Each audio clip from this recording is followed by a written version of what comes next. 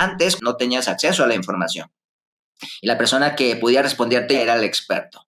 Luego apareció el Google, pero la inteligencia artificial genera un efecto adicional que ya ni siquiera tú lo necesitas analizar. Solamente tienes que tener el criterio suficiente para poder verificar que esa información sea correcta y cómo lo vas a aplicar.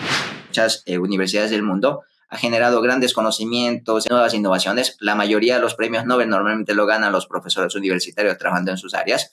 Pero una cosa interesante es que las aulas de clase sigue siendo como hace 2 siglos, 3 siglos atrás.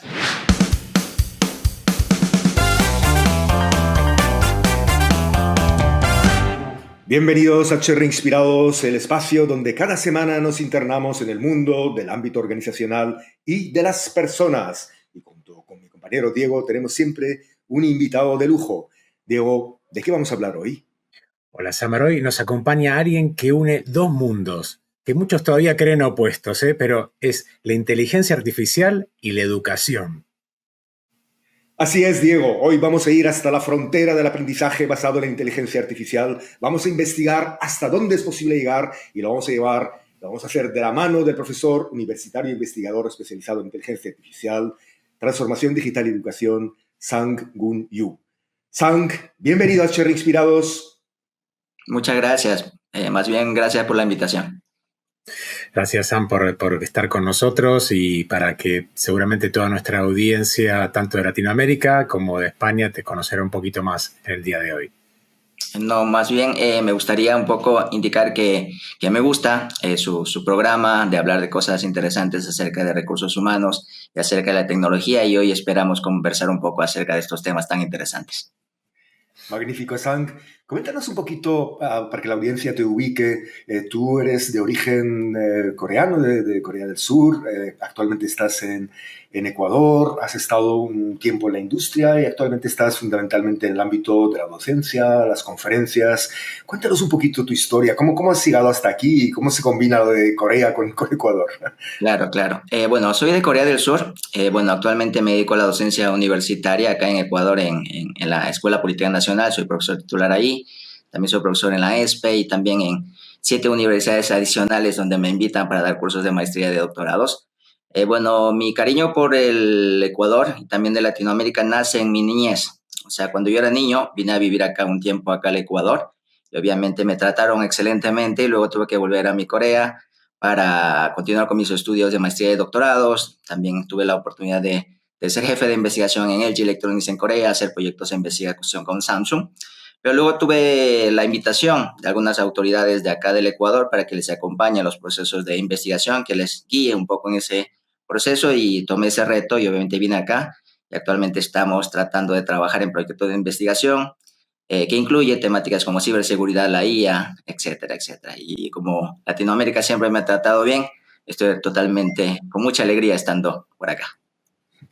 Genial. Antes de empezar a internarnos un poquito en todo lo que es el ámbito de tu conocimiento, en los temas de educación, de tecnología aplicada a la educación, te quería preguntar un poquito cómo ves tú, es decir, esos dos mundos tan diferentes de Corea y de Ecuador, Latinoamérica, y ¿qué crees tú, decir, que ha hecho que Corea del Sur haya tenido una historia de tanto éxito en las últimas décadas y que de alguna forma cuando empezábamos en niveles parecidos, incluso Corea estaba por debajo, nos haya tomado tanta ventaja? ¿Cuáles son los factores a los que tú atribuyes esa diferencia en la evolución de Corea respecto a Ecuador y en general a LATAM? Sí.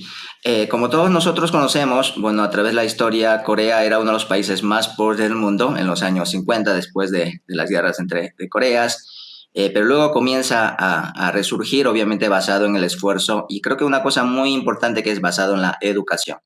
Yo creo que la capacidad de los seres humanos es igual en todas las partes del mundo, simplemente varía un poco en cómo educamos a la gente para que las personas vayan creciendo con perspectivas un poco diferentes.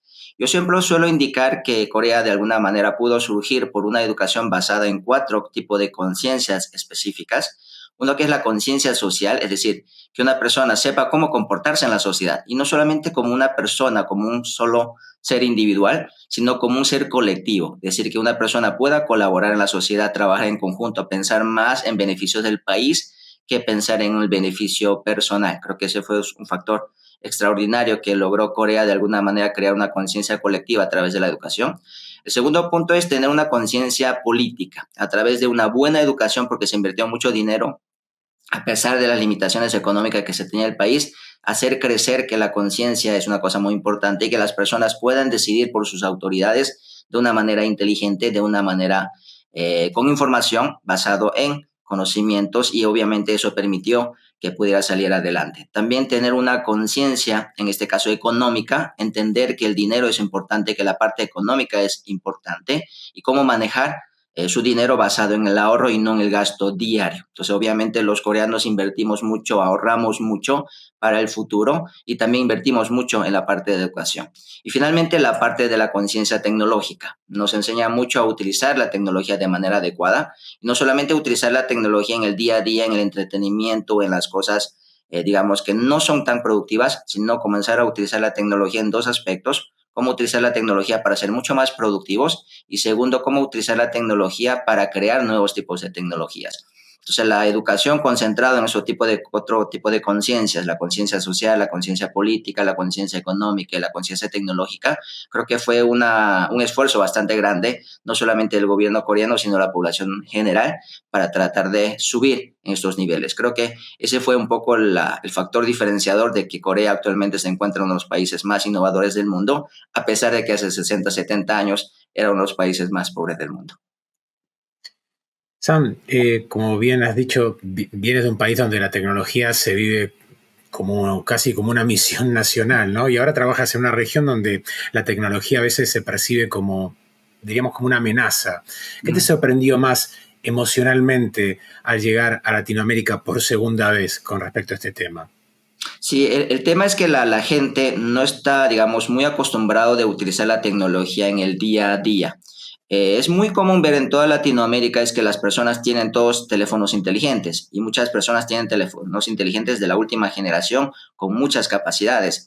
Pero si les preguntan para qué utiliza su teléfono, en la mayoría de los casos simplemente lo utilizan para ver YouTube, para, digamos, utilizar las redes sociales, qué sé yo, para tomar fotografías, pero muy pocas personas te indican las razones por qué tiene un teléfono tan poderoso. O sea, la mayoría no lo utiliza para su día a día productivo. En cambio, los coreanos, de alguna manera, como habíamos indicado, además de utilizar para el entretenimiento, que también es una de las razones más importantes que la gente compra sus dispositivos móviles, pero también lo utiliza en su día a día, para capacitarse, para utilizarlo en el trabajo, para ver sus documentos, qué sé yo, en estos últimos momentos, para tratar de aprender las herramientas de inteligencia artificial y cómo lo puedo utilizar en mis estudios, en mi trabajo. Y creo que esa es la pequeña diferencia que se va acumulándose, y como una bola de nieve hace que la innovación se genere más en Corea y no tanto en Latinoamérica. Pero nuevamente, no es por la capacidad de los seres humanos, sino simplemente es porque no existe una cultura que está siendo llevada por los gobiernos, y también por no generar políticas de incentivos que las personas se puedan interesar a ser un poco más productivos. Bien, en esas cuatro facetas que tú has nombrado, digamos, en las cuales se incidió en Corea y que tú atribuyes el éxito a ellas, hay un factor que tú has comentado que es, digamos, el tema del aprendizaje, aprender en el ámbito social, aprender en el ámbito tecnológico, económico, etcétera, ¿no?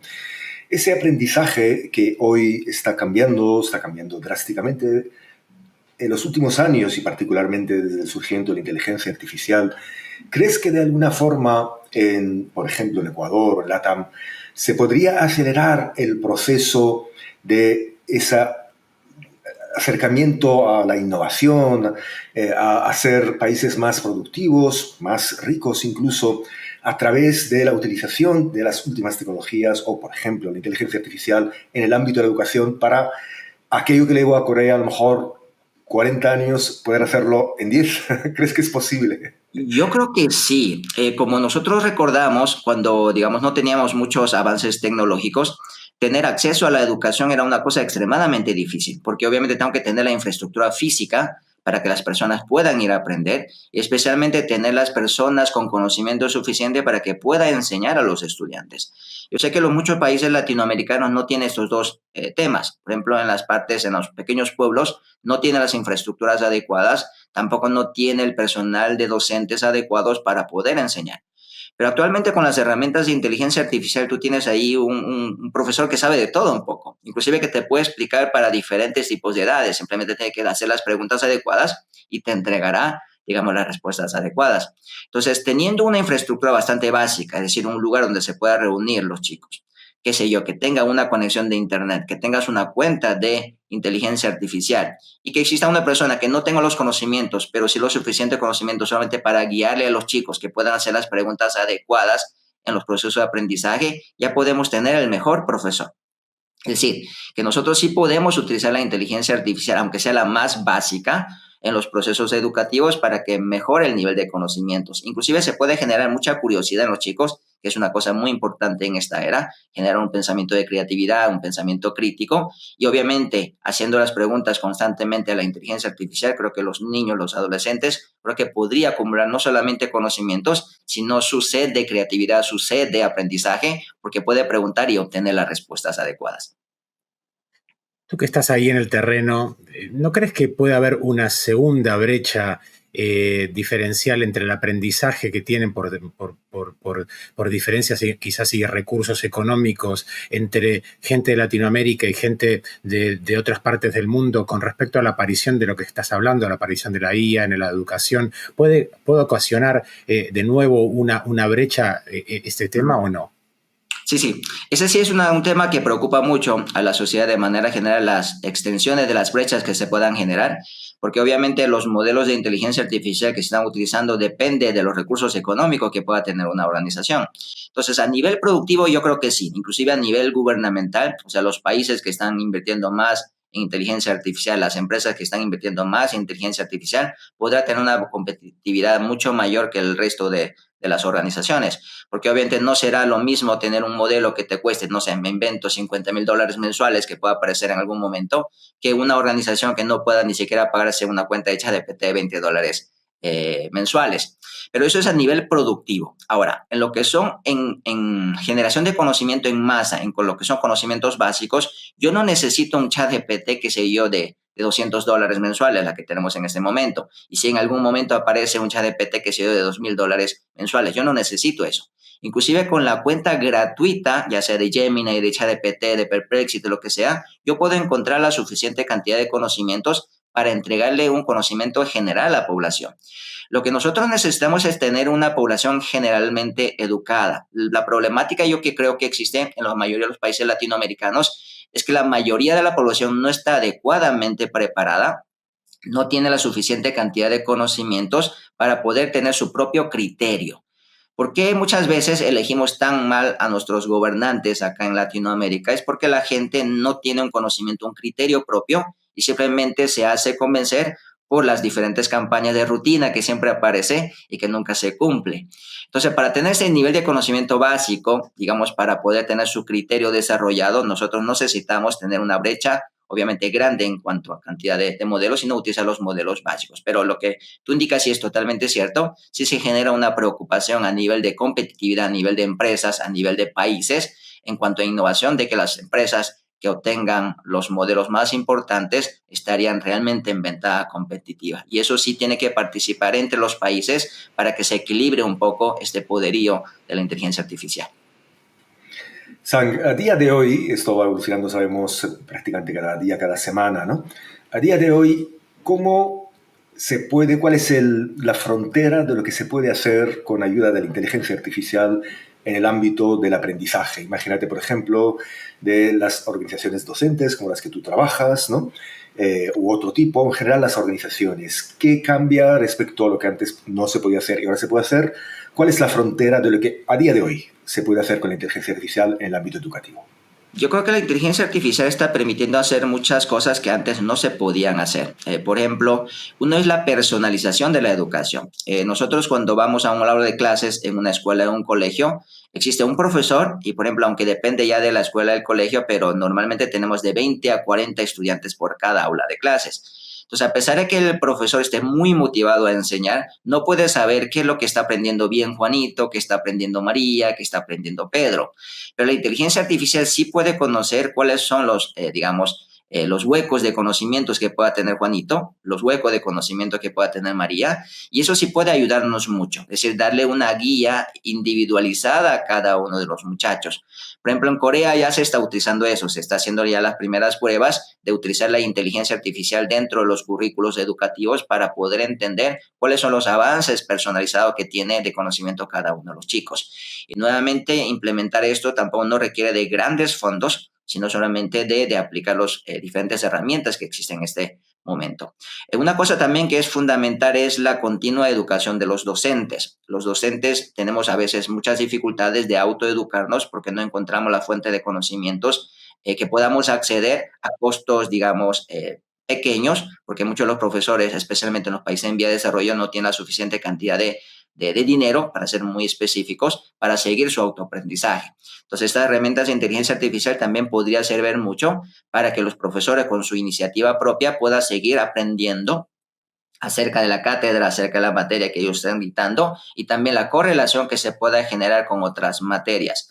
Una cosa que sí es muy importante indicar que antes ustedes podían hacerse muchas preguntas creativas, pero la gente, digamos, de alguna manera se decepcionaba o se desalentaba porque era muy difícil encontrar la respuesta a las preguntas creativas que uno podía generar.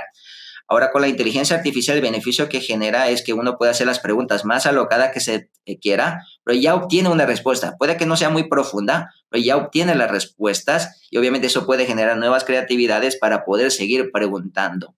Entonces, simplemente lo que necesitamos es un poquito de aliento, un poquito de creatividad para utilizar las herramientas de inteligencia artificial, como habíamos indicado, para mejorar el nivel de proceso de aprendizaje personalizado en los estudiantes, pero también generar un nivel de conocimiento más ampliado para los docentes. Y creo que no necesitamos de herramientas, como digo, muy costosas en la mayoría de los casos. Como sabes, este podcast va dirigido a directores de recursos humanos. ¿Y cuál es tu foto actual sobre el mundo de la formación y el desarrollo en las empresas de Latinoamérica? ¿Y cuál es la foto que tienes actual también de las empresas en Corea al respecto?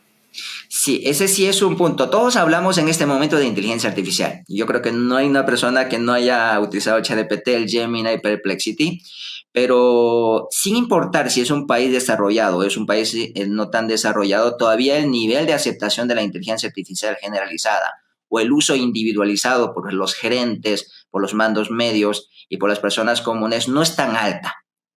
Y si es que lo utiliza para cosas extremadamente básicas como ChatGPT, hacer preguntas, ayúdame con un informe. Pero nuevamente no están utilizándose para mejorar su nivel de conocimiento, para crecer, digamos, su nivel de utilización de estos recursos de una manera adecuada, sino un poco para, digamos, facilitar los trabajos del día a día básicos, pero no lo estamos utilizando en un proceso de manera formal. Bueno, yo suelo dar muchas charlas en diferentes tipos de países a niveles, digamos, directivos, a niveles de mandos medios, y a pesar de que ellos sí han escuchado acerca de diferentes tipos de herramientas de inteligencia artificial, son muy pocas las personas, el porcentaje realmente es mínimo de las personas que hayan utilizado herramientas de inteligencia artificial diferente a las LLMs, ¿sí? Diferentes a ChatGPT, diferente a Gemini, etcétera. Y a pesar de que son obviamente herramientas extremadamente sencillas de utilizar. Entonces, creo que hay una moda bastante grande en temas de inteligencia artificial, pero todavía que lo estén utilizando a nivel de recursos humanos, creo que todavía es muy, muy limitado. Coincido contigo, Sam. Nosotros, sabes, tenemos una comunidad de directores de recursos humanos de Iberoamérica, de grandes compañías normalmente, donde nos reunimos periódicamente, compartimos ideas de aprendizajes y es verdad lo que dices que todo el mundo está muy preocupado, muy, digamos, interesado en el tema de la inteligencia artificial, pero el uso real a día de hoy en el ámbito, por ejemplo, de los recursos humanos de la formación es bastante pequeño, ¿no? Volviendo un poquito al tema de la aplicación de la inteligencia artificial en el aprendizaje, ¿no? Tú has mencionado el tema digamos, del profesor virtual, el profesor que es un asistente de inteligencia artificial. ¿Cómo visualizas tú, hasta dónde crees que esa figura del asistente de inteligencia artificial en las plataformas educativas, en las empresas incluso, ¿no? ¿Hasta dónde crees que vamos a llegar más allá de lo que ya existe hoy? ¿Cómo visualizas tú que va a ir a más este aspecto?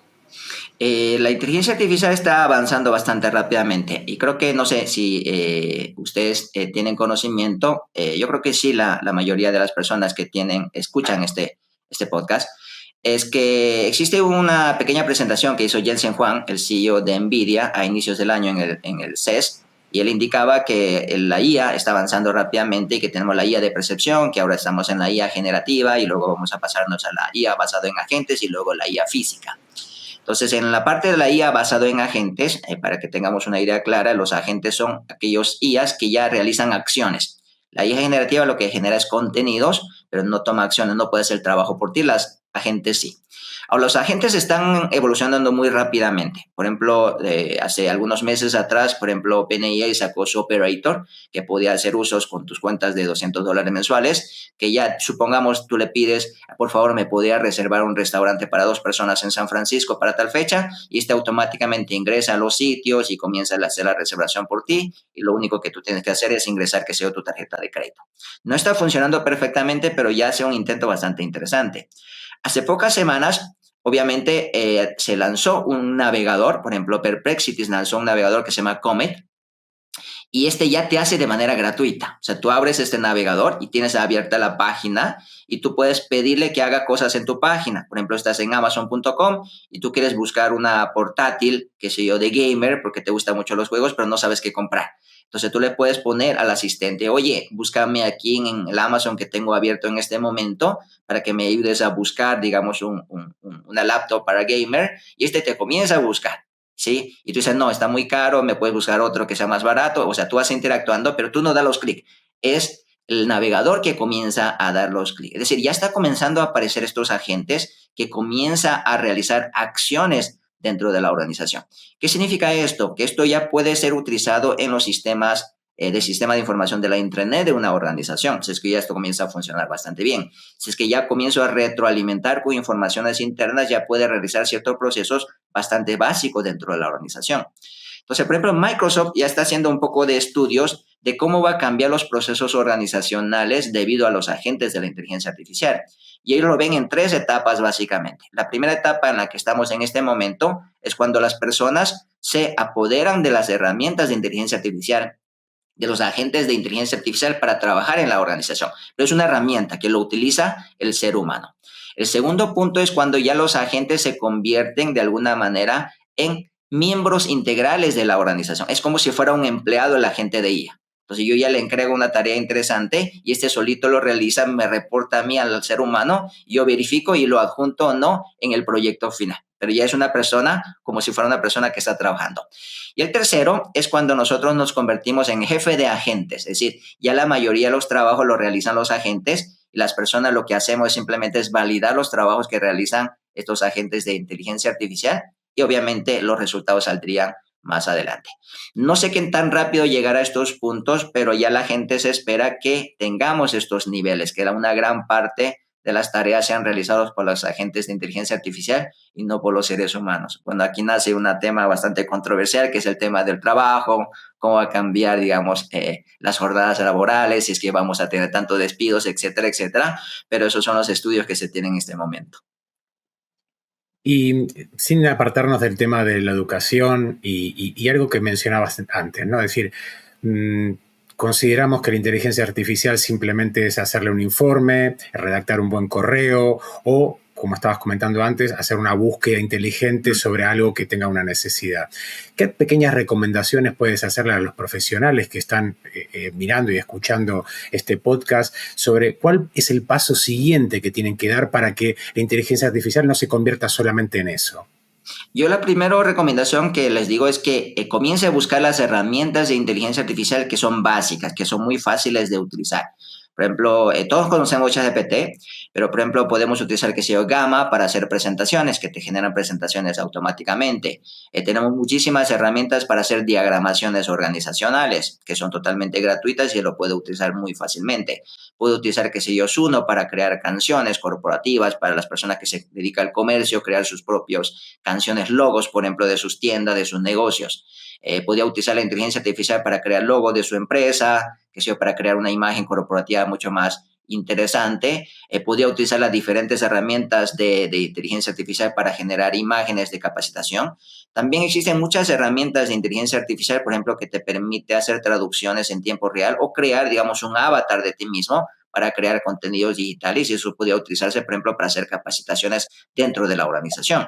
Inclusive, si es que es una multinacional, podrías crear materiales de capacitación en varios idiomas, obviamente a un costo extremadamente bajo. Entonces, el primer paso creo es que, además de los LLMs, tratar de buscar estas herramientas que son extremadamente sencillas de utilizar y cómo nosotros lo podríamos utilizar dentro de las organizaciones para que pueda generar un mayor nivel de productividad. El segundo paso, ahí sí entra un paso un poquito más técnico. ¿Cómo yo puedo verificar qué procesos dentro de la organización podría automatizarse y verificar qué modelos o qué tipo de códigos abiertos podríamos utilizar para hacer la implementación? Últimamente están comenzando a aparecer muchas pymes que hacen uso de los códigos abiertos de inteligencia artificial adaptado a lo que se denomina haciendo un fine tuning, y obviamente se están creando soluciones, y estas soluciones no son extremadamente complejas si es que dentro del equipo de trabajo hay personas que conocen un poco de tecnología, que conocen un poco de desarrollo o manejar un poquito de código de inteligencia artificial. Entonces ese sería el segundo paso, entrar en la parte un poco más técnica. No es necesario que crees tus propios modelos, pero hay muchos modelos gratuitos de open source que la organización podría adaptarlo para comenzar a generar sus procesos. Ahora, si es que ya se quiere tener un poco más de avances, ahora sí la idea sería de cómo utilizamos los códigos que tenemos en este momento en usos un poco diferentes, en usos un poco más creativos. Entonces, esos serían un poco los pasos iniciales que una organización, un líder, debería llevar a cabo dentro de la organización. Entender primeramente las herramientas muy generales que puede hacer mucho más productivo su trabajo, y hay muchas. El segundo tema es tratar de utilizar ya los códigos abiertos de inteligencia artificial para tratar de automatizar algunos procesos muy específicos. Y tercero, ahora sí ya comenzar a utilizar estos códigos con modificaciones para utilizarlo de una manera mucho más creativa, mucho más inteligente.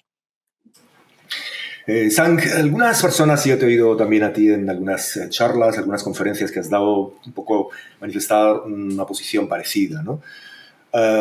Algunas personas pensamos que el sistema educativo tradicional realmente es un desastre, y ahí yo creo que, para mí por lo menos desde mi punto de vista, es un desastre igual en Ecuador que en Corea, en el sentido de que en Corea, probablemente en Oriente, tiene una mayor, digamos, dan más valor a la educación, le dedican muchísimas horas, tienen más disciplina, hay más presión para hacerlo, pero aún así dedican millones de horas prácticamente inefectivas, y cualquier persona en cualquier lugar del mundo va a dedicar miles y miles de horas en la escuela, luego en el instituto, en la universidad, y va a olvidar el 99,9% de todo y va a ser una pérdida de tiempo, ¿no?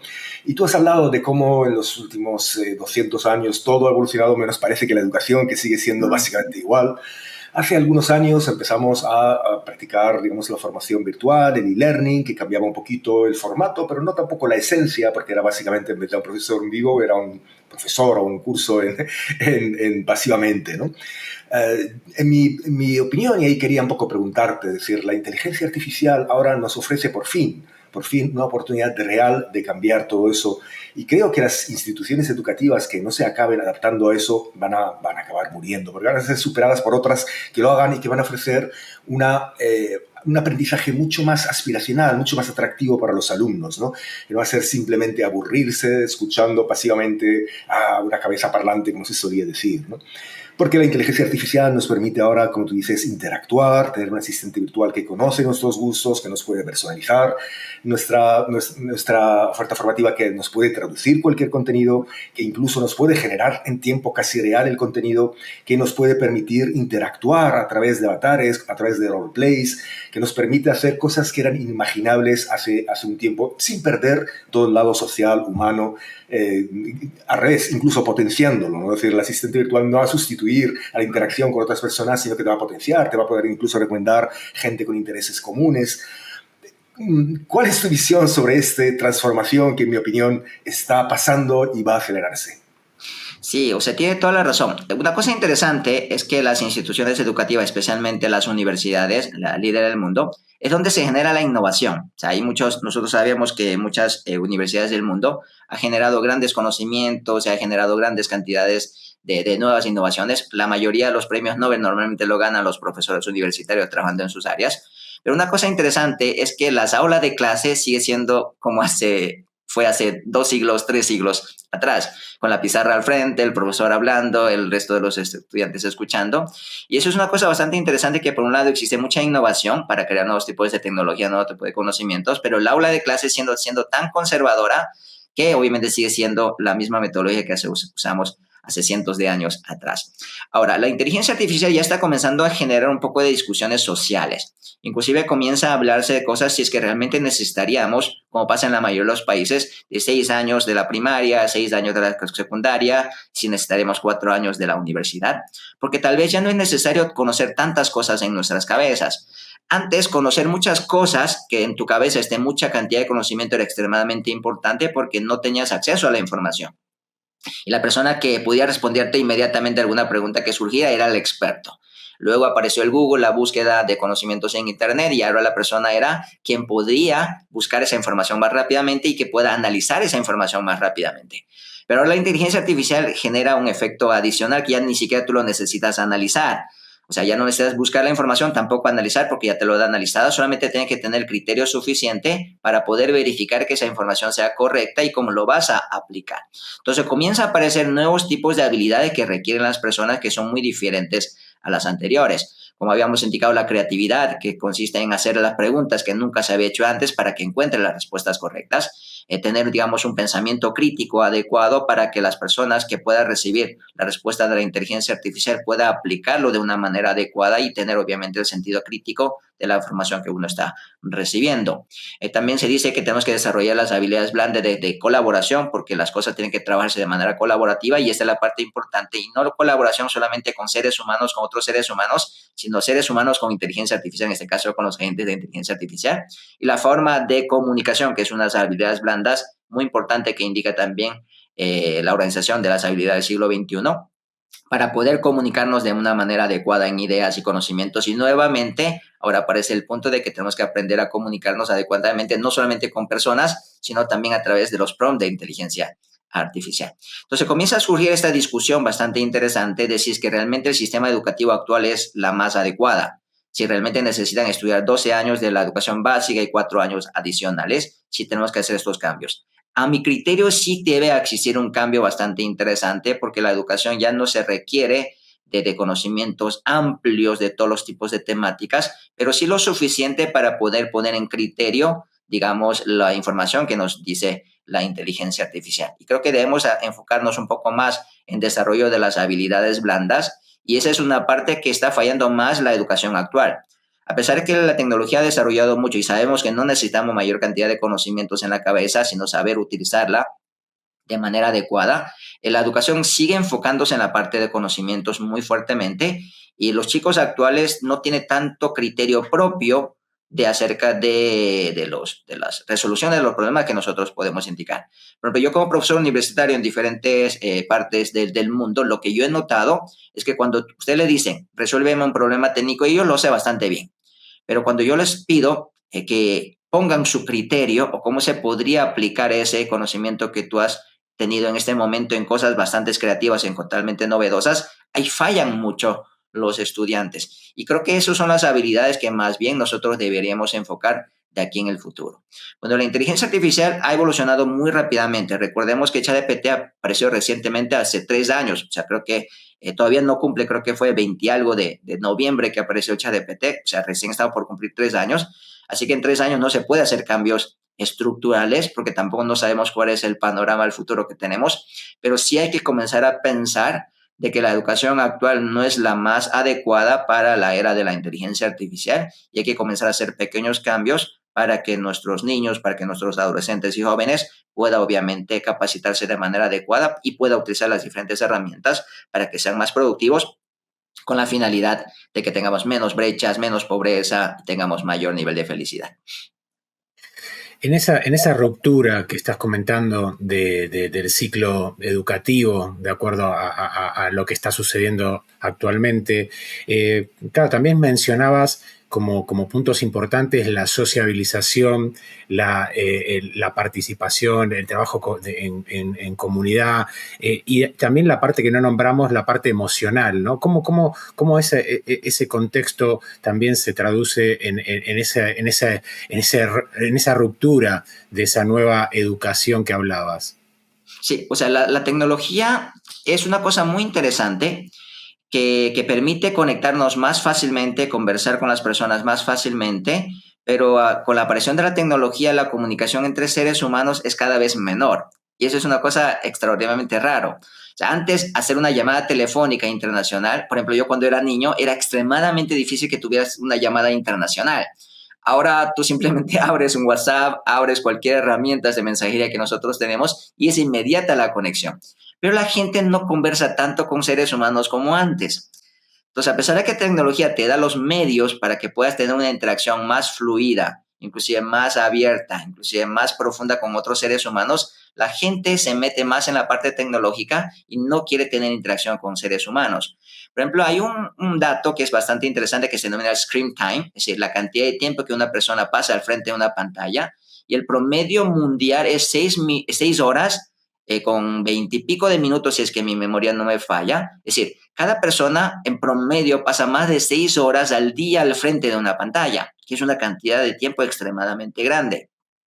Ahora, mucha gente que estudia un poco a la sociedad, a los sociólogos, temen que con la aparición de la inteligencia artificial, que ese screen time vaya a aumentar todavía muchísimo más. Porque ya la gente comienza a conversar con la inteligencia artificial. Yo tengo muchas personas que pasan al día, que son varios minutos, inclusive varios decenas de minutos, conversando con la inteligencia artificial, preguntando acerca de las problemáticas que ellos tienen, pidiéndoles sugerencias. A veces están un poquito de mal humor, así que conversan con la inteligencia artificial, etcétera, etcétera.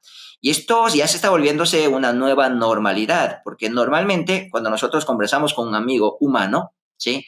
Esta persona también tiene sus intereses, que pueden ser muy diferentes de los míos, y hay que ser honesto que las personas son algo egoístas. Es decir, si es que estamos teniendo una conversación, yo quiero conversar lo que yo quiero conversar, no lo que la otra persona está interesado en conversar. En cambio, la inteligencia artificial está creada es para que se adapte a mí. Es decir, la inteligencia artificial siempre va a querer conversar en cosas que yo quiero conversar. Inclusive va a ir entendiendo mucho más de mí acerca de cada conversación que nosotros tengamos. Entonces, en un momento que la inteligencia artificial ya no se note tan como máquina, sino que ya se sienta realmente como una persona con quien querrá conversar, con un amigo ser humano, o querrá conversar con una inteligencia artificial que realmente está adaptado perfectamente para ti. Sabe en lo que te ríes, sabes en lo que te disgusta, sabe qué tipo de temática te gusta conversar, etcétera, etcétera. Ahora, si esto lo combinamos, aunque suene un poco más futurista, si lo combinamos con la inteligencia artificial física, un robot que ya que comienza a aparecer y que te hace una conversación y que se vea literalmente como una persona, ¿con quién querrás pasar más tiempo? ¿Con una persona real o con un robot que te hacen sentir muy bien una conversación y que te hacen sentir mucho más tranquilo, mucho más divertido? Y esos son los cambios que estamos teniendo en la sociedad nuevamente. La tecnología puede utilizar para cosas positivas, para cosas negativas, pero obviamente es el ser humano quien toma esas decisiones. Y la inteligencia artificial nuevamente es una herramienta que puede utilizarse para cosas positivas, para cosas negativas, pero es la decisión de los seres humanos, la sociedad, cómo hace que hagamos uso de ella. Entonces, la evolución social, la interacción que vamos a tener los seres humanos antes de la inteligencia artificial y después de la inteligencia artificial, sí va a abarcar un cambio bastante grande y va a ser un momento de la historia que va a cambiar la interacción de los seres humanos. Totalmente de acuerdo, Sandro. Yo creo que aparte que es inevitable. Es decir, ya está empezando a pasar, tú lo has dicho, ya mucha gente conversa con sus asistentes, tiene charlas, tiene novias o novios virtuales, amigos, consejeros, psicólogos, ¿no? Está pasando ya y a medida que esto vaya progresando, la inteligencia artificial sea todavía más inteligente, más humana, entre comillas, o cuando dices tú, adquiera corporalidad, es inevitable, es totalmente inevitable que cada persona va a tener uno o varios compañeros virtuales que le van a hacer la vida más fácil. Es decir, habrá gente, como ya está pasando ahora, que la utilice para tonterías, ¿no? Que no le potencie, que al revés, que incluso reduzca su capacidad cognitiva porque se limita a copiar lo que le dice la inteligencia artificial sin ningún sentido crítico, ¿no?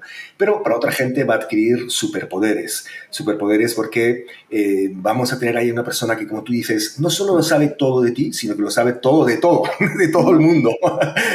Y por tanto, y que cada vez es más inteligente, ¿no? ¿Y quién va a querer prescindir de una persona que lo sabe todo y que cada vez es más inteligente? Es hablar no con Einstein, sino con Einstein multiplicado a la potencia. Es imposible que eso no suceda, ¿no? Ahora, ¿eso va a llevar a que dejemos de relacionarnos con otros seres humanos? Yo creo que no necesariamente, ¿no? ¿Qué les aconsejarías tú ahora a las personas que se están incorporando al mercado de trabajo respecto a qué aprender, cómo utilizar la inteligencia artificial para ser superdioses y no meros borricos? Sí, esa es una preocupación extremadamente grande. Yo como profesor universitario, obviamente estoy guiando a los estudiantes en su proceso de graduación. Recién están saliendo al campo laboral y ellos ven una disrupción bastante grande en este momento. Nosotros podemos ver las estadísticas.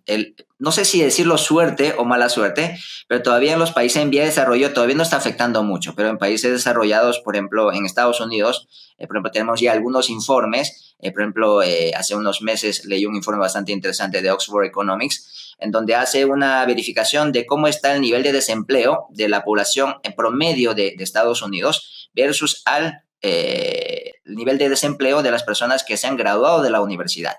Y históricamente siempre las personas que se han graduado de las universidades tenían un nivel de desempleo menor, se tenía más cantidad de trabajos que el común de los mortales, digamos, en Estados Unidos. Pero en los últimos años, las personas que se han graduado de la universidad tienen mayor nivel de desempleo que el promedio de las personas en Estados Unidos. Entonces, el estudio continúa y dice, tal vez sea por una recesión económica que se encuentra en este momento y que las empresas no estén contratando. Y esa es la conclusión que llega, no es así, porque las personas que están con experiencia de 3 a 5 años, de 5 a 7 años, el nivel de contratación de estas personas ha aumentado, inclusive el nivel salarial de esas personas que tienen experiencias, obviamente, han mejorado su nivel salarial. Es decir, las empresas ya no están contratando tanto a recién graduados, sino que están contratando a personas experimentadas. ¿Y por qué se da esto? Porque una persona recién graduada puede realizar tareas bastante básicas, porque todavía no tiene experiencia, puede cometer muchos errores, generar informes, generar reportes, hacer, digamos, cálculos básicos en lado de, qué sé yo, de programación, crear programas bastante básicos para que los experimentados puedan tener el código de ellos y generar, digamos, las conexiones de módulos, etcétera. Y eso la inteligencia artificial lo hace mejor que el promedio de los recién graduados.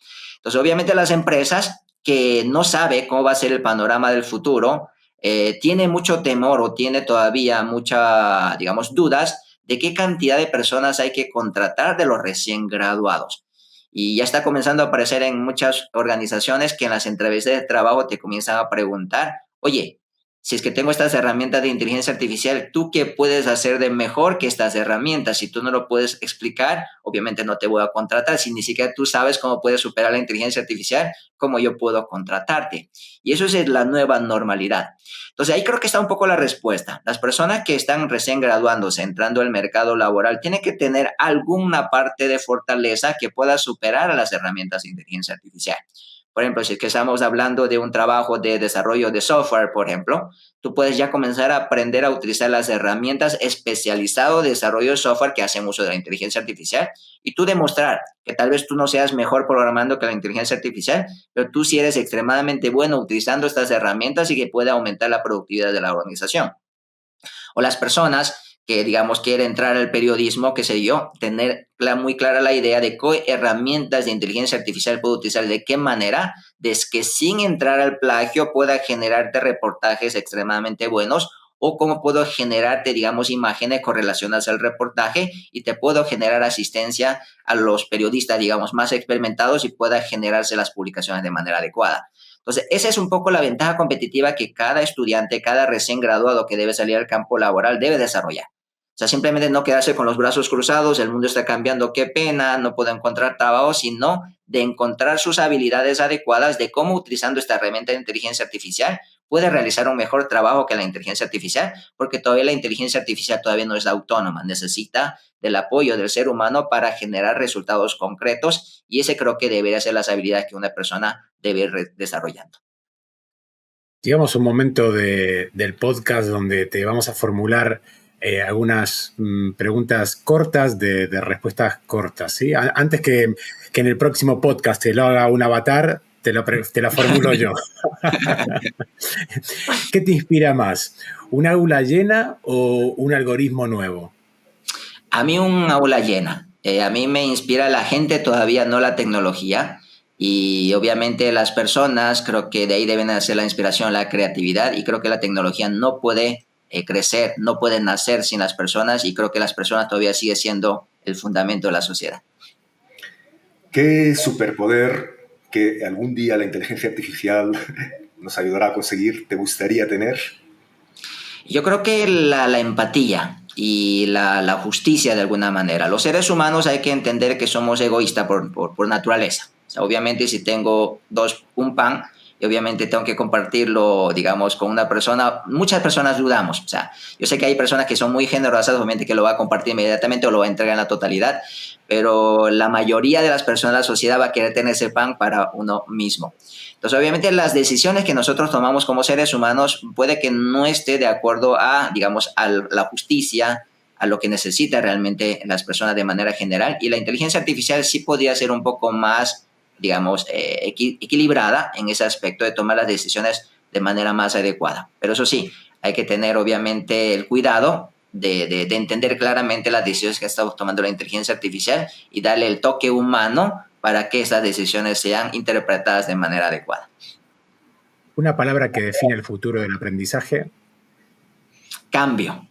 Yo creo que hay que cambiar constantemente, tanto estudiantes como profesores, como cualquier integrante de la sociedad. El cambio es cada vez más rápido y uno hay que obviamente adaptarse a ese cambio inmediatamente. Bueno, también podríamos ponerlo como resiliencia para que estas problemáticas que nosotros podamos tener, podamos superarlos inmediatamente, y cada tipo de reto que nosotros tengamos lo podamos superarlo con aprendizajes nuevos. Y para terminar, Sang, un sueño que te haga particular ilusión conseguir. Una de las razones por lo que vine acá al Ecuador es porque a mí me gustaría un Ecuador desarrollado tecnológicamente. Todos nosotros sabemos que Ecuador es un país que vive de las exportaciones, digamos, de diferentes tipos de materias primas, el crudo, el camarón, el banano. O sea, son productos de la segunda revolución industrial, básicamente. Y a mí me gustaría ver en algún momento de que mis estudiantes graduados digan, ¿sabes qué? He creado un emprendimiento que ya estamos compitiendo con Google, ya tengo, digamos, una experiencia bastante grande para poder crear tecnologías que podamos competir a nivel mundial. Ese es un poco mi sueño, ver al Ecuador en una carrera en las cuales se pueda convertirse en un líder tecnológico, no solamente a nivel regional, sino a nivel mundial, y poder tener, digamos, esta alegría de haber contribuido, aunque sea con grano de arena, este progreso que ha tenido este lindo país. Qué maravilloso sueño, y lo comparto totalmente. La verdad es que nosotros también aquí lo comentamos muchas veces, ojalá, no solamente desde Ecuador, sino desde el ámbito iberoamericano, podamos algún día, como dices tú, crear empresas que se codeen con Google o que sean mayores que Google. ¿Por qué no? Porque como tú bien has dicho, el talento está ahí. Lo que hace falta es que sepamos utilizar la tecnología y que haya otra serie de condiciones. Sang, te felicito por esta forma de pensar, por tu brillantez. Estoy seguro que la audiencia habrá disfrutado muchísimo y habrá aprendido muchísimo con esta charla, así que gracias de corazón. No, más bien muchas gracias. Fue realmente interesante conversar con ustedes y hablar de esta temática tan importante que es la inteligencia artificial en la sociedad. Muchas gracias.